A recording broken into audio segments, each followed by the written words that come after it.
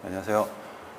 오늘은 이제 지난 시간에 봤었던 2016년도 법원행시 관습법상 법정지상권과 채권자 취소권에 관한 판례 사안 있죠. 그 부분을 마저 이제 마무리 짓고 그 다음번에 관습법상 법정지상권 관련 이제 제 사례 문제로 넘어가 보도록 하겠습니다.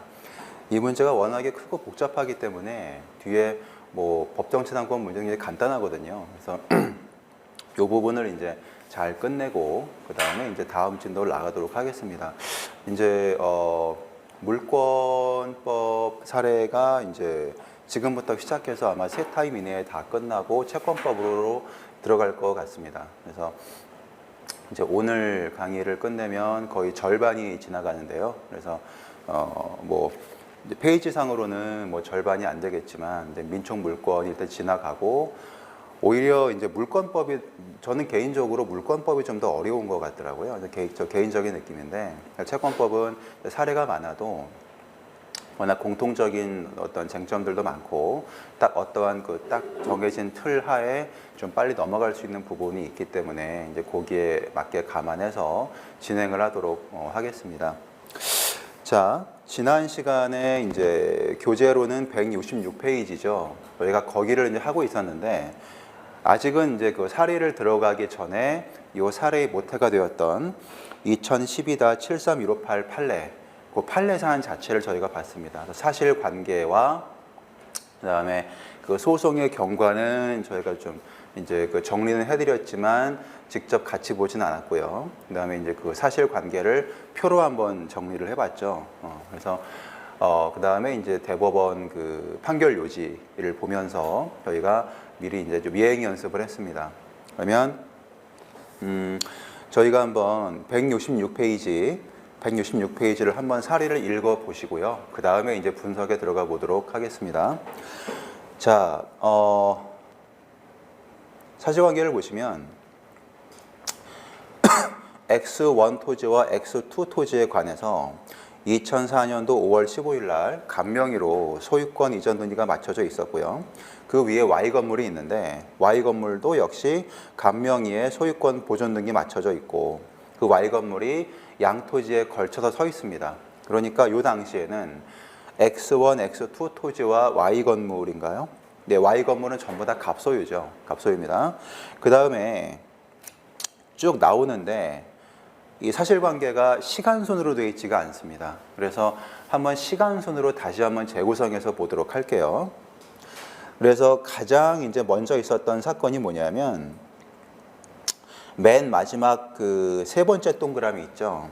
그래서 한편 갑은 그 부분 보시면 한편 갑은 2006년도 8월 20일 날 X1 토지에 관해서 채권자인 제3자 앞으로 근저당권을 설정을 했고요. 그 부분이 첫 번째 사안입니다. 그러니까 만약에 시간 순서대로 사안 번호를 매긴다면 이게 1번 사안이죠. 어제 표를 만든 것처럼. 자, 그래서 X1 토지에 근저당권이 설정이 되어 있습니다. 그리고 두 번째 사건이 뭐냐면 맨 위로 올라가셔서 첫 번째 동그라미 있죠. 갑은 2007년도 1월 12일 날 을에게 X2 토지예요. X2 토지와 Y 건물을 각각 매도했습니다. 그래서 을이 2007년 2월 20일 날 그 X2 토지와 Y 건물에 대해서 소유권 이전 등기를 마쳤다. 이것이 이제 2번 사안입니다. 두 번째 사안이죠. 그 다음에 세 번째 사안은요. 다시 맨 밑으로 내려가셔서 그 근저당권 설정된 X 토지 있죠. 거기에 대해서 임의경매 절차가 진행이 됩니다. 그래서 무가 2008년도 10월 17일 날 매각대금을 납부함으로써 X1 토지에 대한 소유권자가 바뀝니다. 이 부분이 세 번째 사안입니다. 세 번째 사안이고요. 그 다음에 네 번째 사안은요. 첫 번째 동그라미를 다시 가보시면 첫 번째 동그라미 두 번째 줄 중간에 자, 갑이 아까 X2 토지와 Y 건물을 각각 을에게 전부 다 매도를 했죠. 그런데 그 갑의 대여금 채권자가 있습니다. 갑의 대여금 채권자인 병이 뭘 했냐면 을을 상대로 Y 건물에 대한 매매 계약이 사행이다. 그래서 그 건물에 관한 매매 계약 취소와 원상 회복 방법으로 소유권 이전 등기, 말소 등기 절차 이행 청구 해소를 제기해서 한마디로 사행 취소를 한 거죠. 그래서 2009년 1월 14일 병이 채권자가 승소하고 판결이 확정돼서 다음 동그라미에 2009년 3월 10일 날 결국에 확정 판결로 인해서 Y 건물에 관한 수익자 을 명의의 소유권 이전 등기가 말소가 됐습니다. 이 부분 채권자 취소권 행사로 인해서 을 소유였던 Y 건물의 등기가 말소된 그 원상 회복 부분이 네 번째 사안입니다. 네 번째 사안이고, 그 다음에 다섯 번째 사안은 바로 그 다음에 이후 병의 강제 경매 신청에 따라 아까 그 병이 채권자 취소권을 행사한 그 채권자죠. 병이 강제 경매 신청에 따라서 Y 건물에 대하여 경매 개시 결정이 이루어지면서 지금 Y 건물은 채권자 취소권 행사의 효력인 상대적 무효설에 따르면 그 병의 입장에서의 채무자인 갑 앞으로 이미 그 소유권이 회복이 되어 있는 상태죠. 그래서 채권자의 강제 집행에 응할 수 있는 책임 자산이 된 상태입니다. 그래서 거기에 대해서 강제 경매 개시 결정을 해서 2010년 11월 5일 날 경매 개시 결정 기입 등기가 됩니다. 그래서 압류의 효력이 발생하는 시기가 바로 경매 개시 결정 기입 등기죠. 그래서 관습법상 법정지상권에 있어서 그 토지와 건물의 소유자 동일 요건이 강제 경매에 있어서는 압류의 효력이 발생하는 시점, 다시 말해서 경매 개시 결정 기입 등기가 경료된 그 시점에 토지와 건물의 소유자가 동일인 요건을 충족하느냐를 우리가 따지는 부분이고요. 그래서 그 부분이 5번 사안입니다. 그 다음에 결국에 마지막에 그 경매 절차에서 정의 매각 허가를 받아서 2011년 6월 3일 매각 대금을 납부하고 Y 건물에 대한 소유권을 취득을 했습니다. 자, 그래서 결국에는 정이 건물의 소유자가 됐어요. 그래서 이제 문제 1번에 보시면 을이 정을 상대로 Y 건물 철거와 X2에 대한 토지 인도를 구하는 소를 제기하자. 지금 을은 누구냐면은 그 갑이 을한테 Y 건물과 X2 토지를 인도했었죠. 근데 Y 건물은 이제 완성해보게 되었지만은 X2 토지는 여전히 을 소유입니다. 그래서 X2 토지 소유자 을이 정을 상대로 건물 철거와 토지 인도의 소를 제기한 거고, 그 다음에 2번에 보시면 무는 누구냐면은 그 X1 토지죠. 네, X1 토지. X1 토지에 대해서 소유권 취득한 무가 또 이제 정을 상대로 건물 철거와 토지 인도의 소를 제기한 겁니다. 따라서 이제 거기에 대해서 그 결국에 소유물 방해 배제 청구권 행사로서 213조, 214조에 따라서 토지 인도 및 건물 철거의 소를 제기했는데 정이 민법 213조 단서의 점유할 권리의 일환으로서 법정지상권, 그것이 뭐 366조이건 관습법상 법정지상권이건 그것을 이제 주장을 한 겁니다. 그 항변에 당부와 논거를 기재하라는 문제죠. 자, 그래서 어제 저희가 그 원래 판례 사안을 가지고 표를 만들어서 한번 확인을 해봤지 않습니까? 그리고 이제 판결 요지를 보면서 그 대략적인 결론도 우리가 한번 다 봤습니다. 그래서 그런 거를 가지고 다시 한번 적용을 시켜 볼게요. 그래서 한번 이 사례의 결론을 한번 간략하게 서머리를 해보겠습니다. 자, 사실관계를 보셨으니까, 자, 갑이요.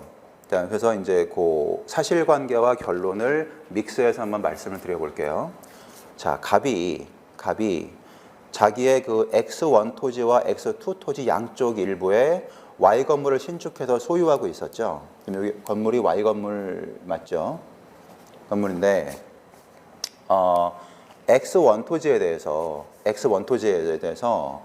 그 2006년도 8월 20일 날 근저당권이 설정이 됐습니다. 근데 그에 기해서 진행된 경매 절차에서 무가 2008년도 10월 17일 날 매수대금을 납부함으로써 X1 토지에 대한 소유권을 취득을 한 거죠. 그리고 그 다음에 이제 사실 그 다음에 또 한 차례 그 X1 토지를 매매로 매수한 사람이 이제 사실 있었는데 여기서는 이제 문제에서는 빠져 있죠. 별로 중요한 부분이 아니어서. 자, 그렇게 그래서 이제 근저당권 실행 경매로 이제 무가 X1 토지를 이제 취득을 했습니다. 그 다음에 자, 갑이요. 갑이 2007년도 2월 20일 날 을한테 Y 건물과 X2 토지를 매도를 하고 을 명의로 소유권 이전 등기를 맞춰줬죠. 맞춰줬는데 그 중에 Y 건물에 대해서 결국에 2009년도 3월 10일 날 결국에 사형이 추도 판결돼 가지고 그 원상 회복으로 소이득 말소가 된 게 2009년도 3월 10일 날 그 사행위 추도 확정 판결을 원인으로 한 소유권 이전 등기가 건물에 대해 말소가 됐습니다. 그 다음에 Y 건물에 대해서 강제 경매 개시 결정이 있었죠. 그래서 그 강제 경매 개시 결정 기입 등기가 된 것이 2010년 11월 15일이었어요. 그렇죠? 그래서 그 강제 경매 개시 결정에 기초한 경매 절차에서 결국 정이 2011년도 6월 3일 날 대금을 납부해서 Y 건물에 대한 소유권을 취득을 한 겁니다. 그래서 Y 건물의 부지로 이제 X1 토지, X2 토지의 일부를 점유 사용하고 있는 이런 사안이 된 거죠. 자, 그랬을 때, 자, 지금 이제 결론을 한번 정리해 볼게요. 자, 원래 갑이 을한테 Y 건물과 X2 토지를 매도했었죠. 매도했었다가 채권자 취소권 행사를 받아서 그 중에 Y 건물에 대해서만 매매 계약이 취소가 됐고 따라서 원상회복의 일환으로 그 을 명의의 Y 건물에 대한 소유권 이전 등기가 말소가 됐습니다. 말소가 됐지만 채권자 취소권 행사의 상대적 무효설에 따라서 그 취소 채권자와의 관계에 있어서만 그 건물에 대한 소유 명의가 갑으로 회복된 거지 다른 제3자들에 대한 관계에서는 여전히 건물의 소유자가 을이라는 거죠. 따라서 을 명의의 건물 소유권 등기가 말소됐더라도요. 을은 나중에 Y 건물에 대한 그 경매 개시 결정 기입 등기, 즉 압류의 효력이 발생할 당시까지도 Y 토지와 X2 토지와 Y 건물을 모두 소유하고 있는 겁니다. 그 부분이 핵심이죠. 그 부분이 핵심입니다. 따라서 결국에 관습법상 법정지상권 효력 그 요건 사실에서 소유자 동일 요건을 충족을 하고 있는 거예요. 그렇기 때문에 나중에 정이 강제 경매 절차에서 Y 건물을 매수하고 매수대금을 납부해서 결과적으로 양자의 그 소유권자가 다르게 됐기 때문에 결국 정이 그 X2 토지에 대해서 Y 건물의 그 소유를 위한 관습법상 법정지상권을 취득을 하게 되는 거죠. 결국에 이 그 원동력은 뭐냐면은 채권자 취소권 행사의 상대적 효력, 상대적 무효설에 기초한 결과가 되는 겁니다. 그 다음에 이제 X2 토지에 대해서는 그렇게 이제 정리가 된 거죠. 따라서 X2 토지 쪽에서 나오는 이제 그 건물 철거와 토지 인도 청구에 대해서는 관습법상 법정지상권으로 항변할 수 있는 것이고 그 다음에 한편 X1 토지를 보시면 근저당권이 설정될 당시에는 X1 토지와 Y 건물이 모두 누구 소유였냐면 갑 소유였죠.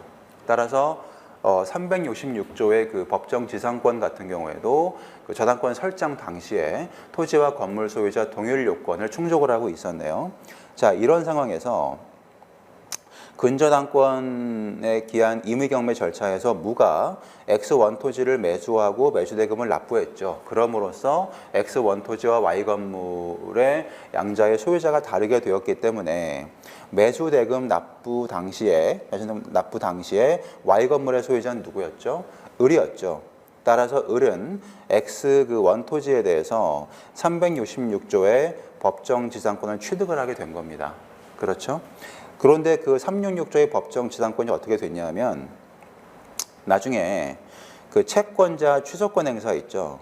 채권자 취소권 행사가 되어서 Y 건물에 대해서 을 명의의 소유권 이전 등기가 말소가 됐죠. 말소가 됐지만 여전히 그 건물 소유자는 을이죠. 건물 소유권이 을에게 여전히 유보되어 있기 때문에 그 건물 소유를 위한 366조의 법정 지상권도 여전히 을에게 유보되어 있는 거예요. 근데 그런 상태에서 Y 건물에 대해서 강제 경매 절차가 진행이 되고 정이 Y 건물의 소유권을 취득함으로써 결국에는 을로부터 직접적으로 건물 소유권과 그 건물 소유를 위한 366조의 법정 지상권도 함께 취득한 사안입니다. 따라서 X1 토지에 대해서는 366조의 법정 지상권으로 항변할 수 있다라는 그런 사안이죠. 그렇게 요약이 되는 사안이고요. 그러면 이제 그것을 가지고 이제 답안을 어떻게 구성했나 한번 보겠습니다. 자, 그래서 오른쪽 167페이지의 논거 부분을 보시면 결국에 지금 문제 1번 X2 토지였죠. X2 토지는 우리가 이제 결국 관법지로 대항할 수 있다는 결론이 나왔어요. 그것을 이제 이분이 어떻게 푸셨나 보면 양괄호 1번에 정의 관습법상 법정지상권의 성립 여부. 그래서 이제 그 결국에는 그래서 자, 외괄호 1번에 관법지의 성립 요건 사실을 이제 기재하셨죠. 동그라미 1번에 임의경매 이외의 처분행위. 즉 여기에서는 강제경매도 들어가는 거죠. 강제경매 포함한 처분행위로 소유권 변동될 당시에 토지와 지상 건물이 동일인 소유일 것. 두 번째, 그 처분행위로 토지와 건물의 소유자가 달라졌을 것. 그 다음에 건물 철거 특약이 없을 것. 이것이 바로 이제 관법지의 그 요건 사실이죠. 그랬을 때 외괄호 2번에 뭐 건물 철거에 관한 특약이나 뭐 그런 거 없었죠. 그러니까 동그라미 3번 요건은 충족이 됐어요. 그 다음에 외괄호 3번에 자, 사안에서 X2 토지와 Y 건물에 대해서 2007년도 2월 20일 날 을 명의로 소위 등이 맞춰졌었고 그 다음에 결국에 Y 건물에 대한 결국적으로는 강제 경매 절차가 있었죠. 그래서 정의 매각대금을 완납해서 소유권 취득했다. 따라서 동그라미 2번에 그 처분 행위로 토지와 건물의 소유자가 달라졌다라는 요건도 충족을 했습니다. 그러면 남은 요건이 뭐냐면은 동그라미 1번에 그 처분 행위로 소유권 변동될 처분 행위가 있을 당시에 토지와 지상 건물이 동일인 소유였느냐라는 부분이죠. 그래서 양괄호 2번에 X2 토지와 Y 건물이 동일인 소유일 것의 요건을 충족할 수 있느냐 이제 그런 부분이었습니다. 자, 그러면 지금 관법지를 제가 물어보고 있는데요. 외괄호 1번에 자, 갑과 을 간의 매매 계약이 사행위 취소 소송 결과로 이제 확정이 됐는데 따라서 원상회복으로 을 명의의 Y 건물 소유권 이전 등기가 말소가 되었는데도 2010년 11월 5일 날 경매 개시 결정 기입 등기로 압류의 효력이 발생할 당시에 X2 토지와 Y 건물이 동일인 소유에 있었던 것으로 볼 수가 있느냐. 결국 이것이 문제가 되는 거죠. 문제가 되는 건데, 자, 우선 여기서 이제 그 관습법상 법정지상권의 이제 그 압류나 경매 절차에 있어서 토지와 어떤 건물의 동일인 소유 요건을 충족시키는 그 기준 시점이 언제일 것이냐에 관한 최근 전합 판례가 있었죠. 그래서 판례는 관법지 성립을 위해서 동그라미 1번은 약간 표현을 수정하셔야 되겠죠. 동그라미 1번은 종전 판례입니다. 종전에는 매각대금 완납 당시를 기준으로 했지만 동그라미 2번에 최근 전합 판례는 강제경매의 목적이 된 토지와 지상건물의 소유권이 강제경매로 인해서 절차상 매수인에게 이전된 경우에는 압류 또는 가압류의 효력이 발생한 때를 기준으로 그 토지와 건물 동일인 소유 요건을 판단을 한다. 여기서는 뭐 가압류는 아니니까 압류 기준으로 보면 되겠죠. 그렇다면 압류의 효력이 발생한 때 2010년도 11월 5일 날 결국에 X2 토지와 Y 건물의 소유권이 을에게 귀속이 되었다. 근데 약간 이제 뭐 이렇게 이제 풀어도 이제 문제는 없는데요. 근데 과연 여기서 X2 토지와 Y 건물의 소유권이 을에게 귀속되었다라고 결론을 내리려면 그 사회행위 취소 판결의 효력이 어떻게 되는가를 사실 먼저 검토를 해야겠죠. 그래서 이렇게 이제 쓰려면 이렇게 그 오히려 이제 그 X2 토지와 Y 건물이 을에게 동일인 귀속이 되어서 관법지가 성립한다고 볼 수 있으려면 그에 관한 선결 문제로 사행위 취소 판결의 효력에 대해서 검토를 해봐야겠다라고 해서 또 양과로 3번으로 넘어가시는 게 좀 더 좀 부드럽지 않을까 싶습니다. 그래서 그것을 위해서 양과로 3번을 이제 가보시면요. 근데 결국에 그 양과로 2번 동그라미 2번에 전압할래 이제 그런 부분도 최대한 자세하게 이제 써주시면은 자세하게 쓰는 만큼 더 가점이 되겠죠. 지금 이 답안은 굉장히 심플하게 압축이 된 답안이거든요. 근데 요 이제 판례에 관한 그 자세한 판례의 좀 원문이 그 사실 173페이지에 있습니다. 근데 그 부분을 가서 또 따로 볼게요. 근데 그 판례 부분을 최대한 자세하게 풀어서 여기에 써주신다면은 더 가점이 될 거라고 생각을 합니다. 자, 그렇다면 동그라미 1번의 그 소유자 동일 요건을 판단을 하기 위해서 우리는 양과로 3번으로 가야 됩니다. 그래서 사행위 취소가 관습법상 법정지상권 성립에 미치는 영향에 대해서 이제 보겠다라는 거죠. 이 판례가 이제 그 2012-73158 판례죠. 그래서 저희가 이제 지난 시간에 봤지만 결국 판례는 406조의 그 사행위 취소와 일탈 재산의 원상 회복은 상대적 무효설, 채권자와 여기선 수익자겠죠. Y 그 관계에 있어서만 효력이 발생할 뿐이고 채무자가 직접 권리를 취득하는 것이 아니다. 그러니까 어제 그랬잖아요. 외관과 실질이 불일치한다. 그러니까 결국 등기 명의는 결국 지금 채무자 앞으로 회복이 된 상태인데 결국에 여전히 그 채무자 앞으로 권리를 회복하는 것이 아니라 그것은 여전히 이제 수익자의 소유로 남아있다라는 거죠. 그렇기 때문에 토지와 지상 건물이 함께 양도되었다가 본사안이죠. 채권자 취소권 행사에 따라서 건물에 관하여만 양도가 취소되고 수익자 명의의 소유 등이 말소되었다고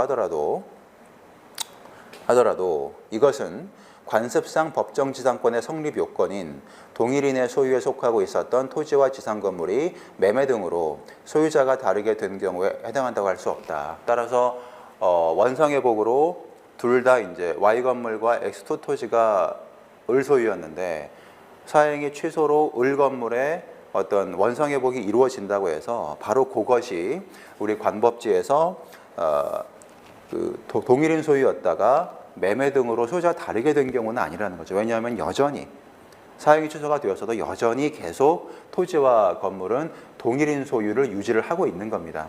그렇기 때문에 그 이후에 요 채권자 취소 이후에 압류의 효력, 건물에 대해서 경계결로 압류의 효력이 발생할 그 당시까지도 여전히 건물과 토지의 동일인 요건이 유지가 되고 있다는 거죠.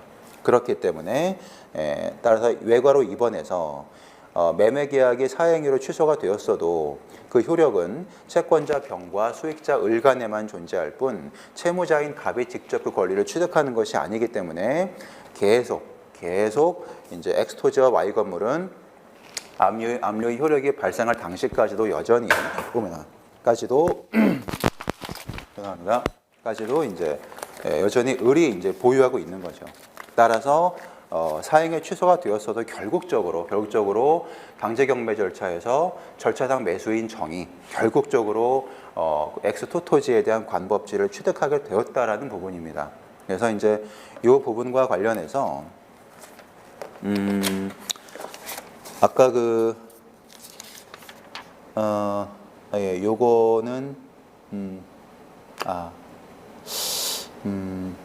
네, 요거는 아까 2010-52-140 그 전압판례 좀 자세하게 본다고 한 거는 뒷부분에 173페이지에서 자세히 이제 보겠다고 했으니까 그때 볼게요. 그때 보겠습니다. 자, 그래서 이제 관법지가 됐습니다. 근데 됐는데 결국에 어제 제가 그랬죠. 그 관습법상 법정지상권이 성립이 되는가 여부를 검토할 그 장면이 3장면이 있다고 했어요. 그래서 지금 2장면 나왔습니다. 결국에 지금 정의 관습법상 법정지상권, 그래서 압류의 효력이 발생할 당시에 건물에 대한 경계결로 압류의 효력이 발생할 당시에 건물과 토지가 동일인 소유자였기 때문에 경락인 정이 관법지를 취득했다 장면 하나가 있었는데 그 전에 사행위 취소 그 판결 효력의 상대적 무효설 입장에 따라서 그 사행위 취소로 건물에 대해 원상회복이 이루어지는 그것을 그 소유자가 동일했다가 건물과 토지의 소유자가 달라지는 경우를 볼 수가 있느냐? 볼 수 없다고 했습니다. 그게 두 번째 포인트고요. 그 다음에 이제 그 언급이 아직은 안 됐지만 어느 부분이 있냐면요. 그 이제 X1 토지에 관한 그 법정지상권, 그 법정지상권 파트 그 부분과 이제 그 부분을 언급할 때도 관습법상 법정지상권이 이제 문제가 됩니다. 근데 그 부분은 X1 토지에 관한 그 부분이기 때문에 그 이제 X1 토지에 관한 부분을 할 때 한 번 더 보겠습니다. 지금 그 관법지의 어떤 성립 여부를 따져야 되는 장면이 한 개가 좀 남아 있거든요. 자, 그 부분을 이제 우선은 보류를 하고요. 자, 그러면 이제 X2 토지에 대해서 이제 관법지로 항변을 할 수가 있습니다. 그 다음에 문제 2번을 보시죠. 무가 이제 그 근저당권 임의경매로 X1 토지 소유권 취득한 무가 정을 상대로 이제 요구를 할 때 정이 법정지상권 이제 항변을 할 수가 있느냐. 그래서 168페이지에 페이지를 넘겨보시면 자. 논거를 보시죠. 양가로 1번에 을의 어떤 법정지상권 성립 여부. 을은 누구냐면은 아까 이제 그 근저당권이 설정된 다음에 갑이 을에게 X2 토지와 Y 건물을 다 매도했죠. 그 을한테 법정지상권이 성립을 하느냐. 그러면 성립을 했으면 그것을 나중에 경매 절차에서 정의 건물을 취득할 때 그 366조의 법정지상권도 함께 이제 승계받을 수가 있느냐라는 부분입니다. 따라서 366조는 이제 근저당권이 설정되었기 때문에 나오는 거죠. 동그라미 1번에 토지와 지상 건물 쌍방 또는 일방의 저당권 설정, 동그라미 2번에 저당권 설정 당시 건물의 존재, 동그라미 3번에 양자가 동일인 소유일 것, 동그라미 4번에 임의경매로 양자의 소유자가 달라질 것을 요구하는데 외거로 2번에 X1 토지에 대해서 2006년도 8월 20일 날 근저당권 설정될 당시에 건물도 있었고 그 당시에는 X1 토지와 그 Y 건물의 소유자가 모두 갑이었죠. 그리고 나중에 임의경매 절차에서 무가 2008년도 10월 달에 매각대금 완납으로 소유권 취득했기 때문에 토지와 건물의 소유자가 각 무와 을이죠. 요거 을이죠. 왜냐하면은 그렇죠. 무와 을로 달라지게 되었다. 그 오자입니다. 달라지게 되었기 때문에 을은 X1 토지에 대해서 법정 지상권이 성립을 한다라고 했습니다. 근데 바로 이 부분에서 그 관습법상 법정 지상권이 성립하는지 여부를 따져야 되는 그 세 번째 장면이 여기 있습니다. 자, 366조의 법정 지상권은 이제 맞아요. 맞는데 이게 뭐가 문제냐면 자, 보시죠. 지금 애초에 저희가 2007년도 1월 달에 그러니까 지금 건물과 두 토지가 전부 다 갑의 소유였다가 2007년도에 을에게 X2 토지와 Y 건물이 매도가 되었죠. 그러면은 그 매도 시점에 바로 Y 건물을 위해서 X1 토지에 관한 관습법상 법정지상권이 성립을 했다고 봐야겠죠.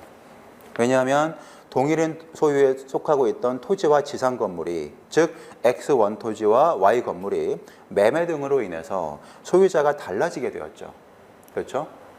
X2 토지와 Y 건물을 이전을 하는 그 순간에 바로 X1 토지와 Y 건물이 전부 다 갑소유였다가 Y 건물은 을소유, X1 토지는 갑소유로 갈라지게 되니까 그리고 건물 철거의 특약도 없고 따라서 그 순간 을에게 매도가 될 때 그 순간 Y 건물 소유자 을은 건물 소유를 위한 X1 토지에 관한 관습법상 법정 지상권을 취득을 했습니다. 취득을 했는데 문제는 뭐냐면 그 관습법상 법정지상권이 요 저당권에 기초한 X1 토지에 대한 임의경매 절차에서 소멸한다는 점이에요. 왜 소멸하냐면, 자, 그 을이 X1 토지의 관법지를 취득을 했는데, 이게 지금 시점을 보면요.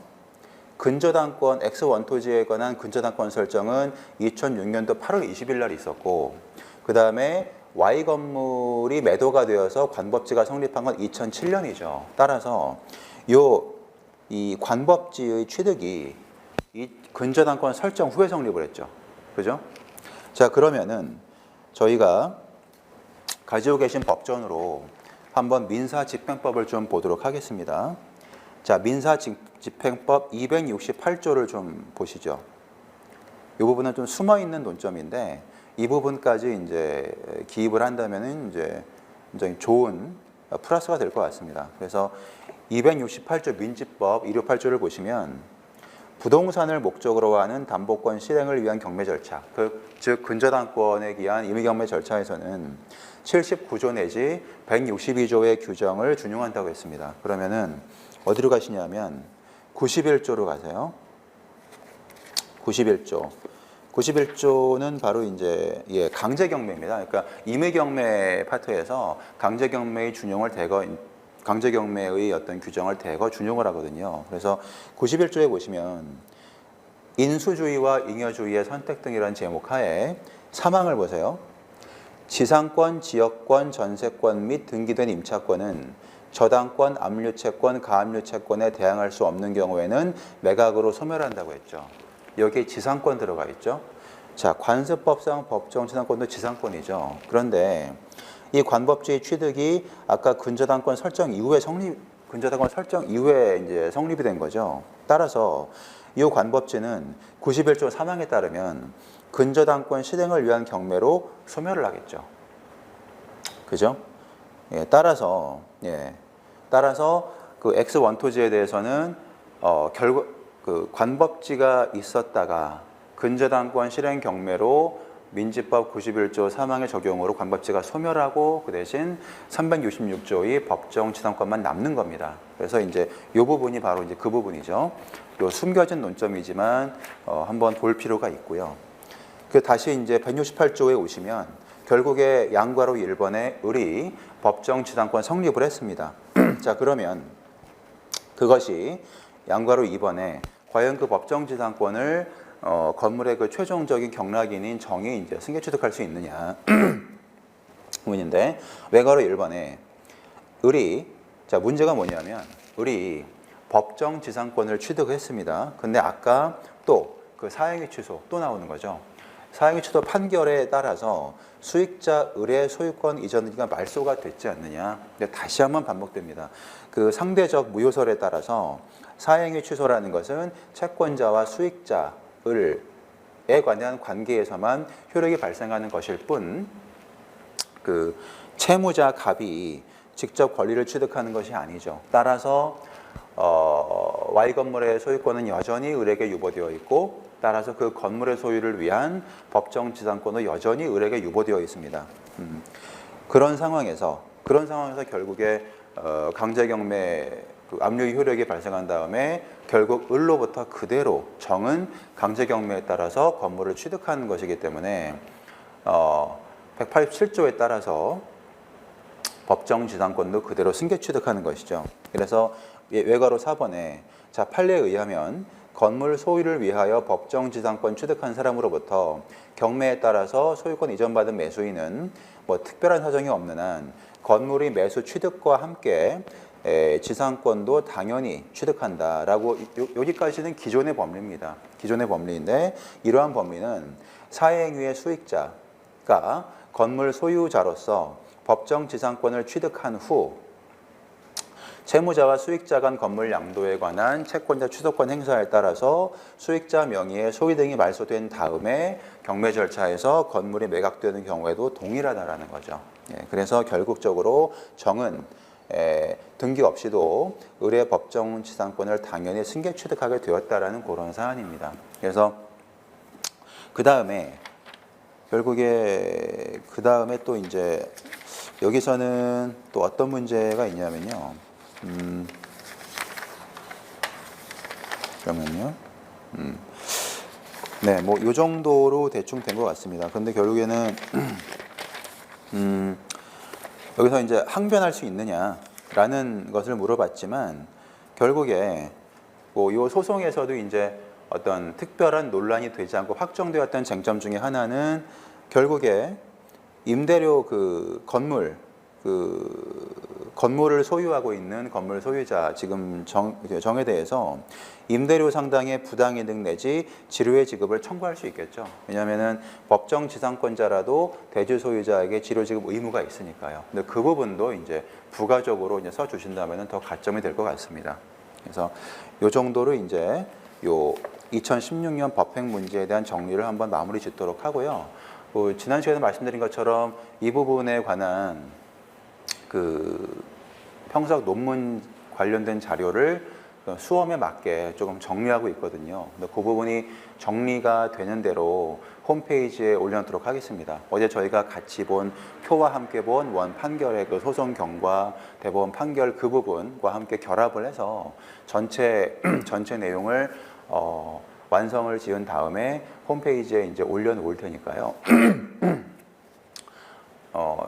넣을 테니까 곧 다음번 회차 강의 이전에는 올려놓도록 하겠습니다. 그래서 그 부분을 꼭 한번 읽어보시기 바랍니다. 그래서 이것으로 이제 이제 문제는 이제 마치도록 하고요. 그 다음에 다음 이제 관습법상 법정지상권 문제를 이제 보도록 하겠습니다. 하나 정도만 간단하게 보고 쉬는 것으로 하겠습니다. 자, 172페이지를 보시죠. 172페이지를 보시는데요. 그거 보시기 전에 조금 기니까 잠깐 건너뛰어서 175페이지. 예, 175페이지 문제가 짧으니까 그거까지만 먼저 간단하게 보고 잠시 쉬었다가 다음 시간 진행을 하도록 그렇게 하겠습니다. 자, 175페이지를 보시면요. 자, 관습법상 법정지상권이다라고 했을 때 관법지에 관한 요건 사실을 다시 한번 리마인드를 해보죠. 자, 관법지의 요건 사실은 첫 번째 요건, 처분 당시에 토지와 건물이 동일인 소유에 속할 것. 그 다음에 두 번째 요건, 매매 기타 적법한 원인으로 건물 소유자와 토지의 소유자가 달라졌을 것. 그 다음에 세 번째, 당사자 사이에 뭐 관습법상 법정지상권 포기나 배제 특약 같은 건물 철거의 특약이 없을 것이 요구된다라는 것이 그 세 가지 요건 사실이죠. 그거에 따라서 한번 175페이지를 보시면 사안이 간단하죠. 자, 갑이 대지와 지상의 미등기 건물을 소유하고 있었습니다. 근데 미등기 건물이죠. 이 당시에는 토지와 건물의 소유가 갑으로 동일하죠. 요 상황에서 대지에 관해서 저당권을 설정을 했습니다. 설정한 다음에 을에게 건물만 양도했어요. 건물만 양도했는데 여전히 을은 미등기인 탓으로 위 건물에 관한 소유권 이전 등기를 하지 못하고 있는 상태였었죠. 그러면 이 상황에서 건물 소유권자는 누군가요? 결국은 여전히 갑이 건물 소유죠. 이런 상태에서 저당권이 실행되었고 병이 위 대지를 매수했다. 대금 완납했다. 따라서 병이 이제 실제로 건물을 매수해서 가지고 있는 을에게 건물 철거 청구할 경우에 그 청구가 어떻게 될 것이냐. 그렇다면은 우선은 그 청구부터 시작을 하는 게 이제 세계적이죠. 따라서 그 건물 철거 청구 이 문제부터 이제 들어가서 결국 점유할 권리가 있느냐를 보시면 되겠습니다. 자, 로마자 2번에 보시면 건물 철거 청구의 주체와 상대방의 적법성 문제라고 해서 결국에 건물 철거 청구를 하려면 원고가 토지의 소유자이고 피고가 이제 건물의 소유자일 것이 요구되는 거죠. 그렇다면은 병이 건물 철거 청구의 주체가 되느냐? 당연하죠. 이제 병은 경매 절차에서 위 대지를 매수했기 때문에 건물 소유자가 된다라는 거죠. 그럼 2번에 자 이제 건물 점유자 을에 대한 건물 철거의 피고 적격입니다. 그래서 건물 철거라는 거는 종국적 처분 행위이기 때문에 원칙적으로는 건물 소유자, 즉 등기 명의인이어야 하지만 건물 철거 청구의 피고 적격으로서는 미등기 매수인도 법률상 또는 사실상 처분할 수 있는 지위에 있기 때문에 피고 적격이 있다라고 했죠. 그것이 양그로 1번의 이제 판례의 태도고, 따라서 2번 검토 및 사안의 경우에 따라서 병은 을을 상대로 소유권에 기한 건물 철거를 청구할 수가 있다라는 겁니다. 자, 그랬을 때 을한테 점유할 수 있는 권리가 있느냐? 자, 그래서 뭐 366조에 법정지상권을 취득을 했느냐라는 부분입니다. 자, 그래서 자, 366조의 법정지상권을 보시면 동그라미 1번에 저당권 설정 당시부터 건물이 존재했을 것, 그 다음에 저당권 설정 당시 토지와 건물의 소유자가 동일할 것, 그 다음에 동그라미 3번에 토지 또는 건물에 저당권이 설정될 것, 경매로 인해서 건물과 토지에 대한 소유자가 분리될 것을 요구한다. 자, 그랬을 때, 자, 저당권 설정 당시에 갑이 여전히 대지와 건물을 소유하고 있었죠. 그리고 경매로 소유자가 달라졌죠. 그렇다면은 우선 갑이 법정 지상권을 취득을 하겠죠. 이건 취득을 하고, 근데 을은 결국에 미등기 건물의 소유권 취득을 못했기 때문에 법정 지상권 취득을 할 수가 없었고, 그리고 그런데 건물을 양도한 경우에 건물 소유를 위한 법정 지상권도 양도한 것으로 볼 수 있기 때문에 을에 대해서 법정 지상권을 이전할 걸 청구할 수 있는 지위에 있겠죠. 그래서 이제 판례도 여기 보면 동일인 소유에 속하던 토지와 지상 건물 중에 건물을 양수한 자가 미등기 건물이다. 그렇다면 소유권은 여전히 양도인에게 남아있다. 따라서 그러는 사이에 토지 위에 설정된 저당권이 실행된 결과로 토지와 건물의 소유자가 달라졌다면 양도인이 건물 소유를 위한 법정 지상권을 취득한다라고 판시를 했고, 그렇다면은 이제 병의 철거 청구가 인용이 될 것이냐? 그렇다면은 결국에 그 부분 있죠. 법정 지상권을 설정해 줘야 될 의무자가 권리자를 상대로 철거 청구를 한다면 신해측 위반을 허용될 수 없다. 이제 그 부분을 이제 적으시면 되겠습니다. 그래서 이제 간단한 거를 먼저 봤고요. 그러면은 잠깐 좀 쉬었다가 다음 시간에 나머지 사례를 진행하도록 하겠습니다.